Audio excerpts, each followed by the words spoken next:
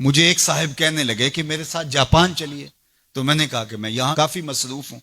تو انہوں نے مجھے کہا کہ آپ ذرا چل کے دیکھیے تو صحیح، آپ کو 29 سال ہو گئے ہیں تبلیغ کرتے ہوئے، سمجھاتے ہوئے، اور 40 برس آپ کے والد گرامی کو بھی ہو گئے، اور پھر اس کے بعد آگے بھی آپ کے مشائخ، اور اسی طرح آپ اب مبلغین تیار کر رہے ہیں، جمعہ میں بھی یہی خطبہ ہوتا ہے، اجتماعات میں بھی یہی گفتگو کرتے ہیں. تو آپ جو تبلیغ کر رہے ہیں اور لوگوں کو یہ بتا رہے ہیں، یہ کوئی میرا فلسفہ نہیں ہے تو میں آپ کو جس کا پابند بنانا چاہتا ہوں، یہ تمہارے رسول کی سنت ہے. جس پیارے سے تم ٹوٹ کے محبت کرتے، یہ اس کا طریقہ ہے کہ جھوٹ نہیں بولنا.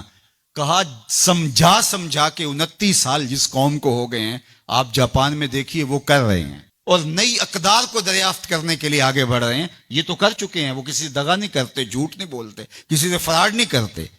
ان کو کسی مذہب نے نہیں یہ بتایا، ان کی ماں کی گود سے تربیت ملی کہ جھوٹ نہیں بولنا. اس کی ماں کی گود سے تربیت ملی کسی سے دھوکہ نہیں کرنا، کسی سے فراڈ نہیں کرنا. کیا ہماری مائیں جو حضور پر درود پڑھنا سکھاتی ہیں، یہ کیوں نہیں سکھاتی ہیں کہ کسی سے فراڈ نہیں کرنا ہے، کسی سے دھوکہ نہیں کرنا ہے؟ ہم کیا ممبر و محراب سے ساری زندگی اب اسی مشن پہ لگے رہیں گے کہ یہ نہیں کرنا، اور دنیا کو تسخیر کرنے کا خواب شرمندہ تعبیر رہ جائے گا؟ یار جب بچہ ہوتا ہے کچی کلاس کے اندر تو اس کو پورنے ڈال کے دیے جاتے ہیں، آپ کو اگر یاد ہو تو، اور اس کے اوپر وہ لفظ لکھتا ہے، اور وہ میٹرک تک چلا جائے ابھی تک پورنے ہی جو ہے اس کو ڈال کے دینے پڑے، تو پھر وہ کس طرح ماسٹر کرے گا؟ یار ابھی تک ہم سچ بولنے کے عادی نہیں ہوئے. پوری کائنات کے اندر محمد عربی کا دین کیسے پہنچائیں گے ہم کیسے پہنچائیں گے؟ دنیا کہاں سے کہاں چلی گئی اور ہم کہاں کھڑے ہیں. اکبر الہ آبادی نے کہا تھا مس پہ ہے اپنی نظر اور سیم ان کے ہاتھ میں. ہم ابھی تانبے کو دیکھ رہے ہیں اور وہ چاندی بھی اٹھا کے لے گئے. اب وہ کائنات کو تسخیر کرنے جا رہے ہیں، اور ہمارا بھی یہ مرحلہ طے نہیں ہوا کہ ہمسائے کو تنگ نہیں کرنا چاہیے، ہمارا یہ مرحلہ طے نہیں ہوا کہ کسی کو تکلیف نہیں دینی چاہیے. انسانی سوسائٹی، انسانی معاشرت کے خد و خال ہیں واضح، اور اسلام نہ بھی ہو تو کفر کے معاشروں کے اندر بھی یہ پایا جا رہا ہے کہ ہمسائے کو تکلیف نہیں دینی، کسی کو دکھ نہیں دینا، فراڈ نہیں کرنا، جھوٹ نہیں بولنا، 2 نمبر چیز نہیں بیچنی. اور ہم کیا ہیں؟ ہم تو دوائیوں کے اندر بھی ملاوٹ کر لیتے ہیں، اور مسلمان ہم ہیں جیسے ہم عاشق رسول ایسے زمانے میں کوئی نہیں. اور جو جان بچانے والی دوائیاں ہیں ان کے اندر بھی ہم ملاوٹ کرتے ہیں. ہمیں شرم آنی چاہیے. ہم کھڑے کہاں ہیں؟ دل مسلمان ہے تیرا نہ میرا، تو بھی نمازی میں بھی نمازی، پڑھے جائیں نمازیں، یہ ٹکرے ہیں اور کچھ نہیں ہے.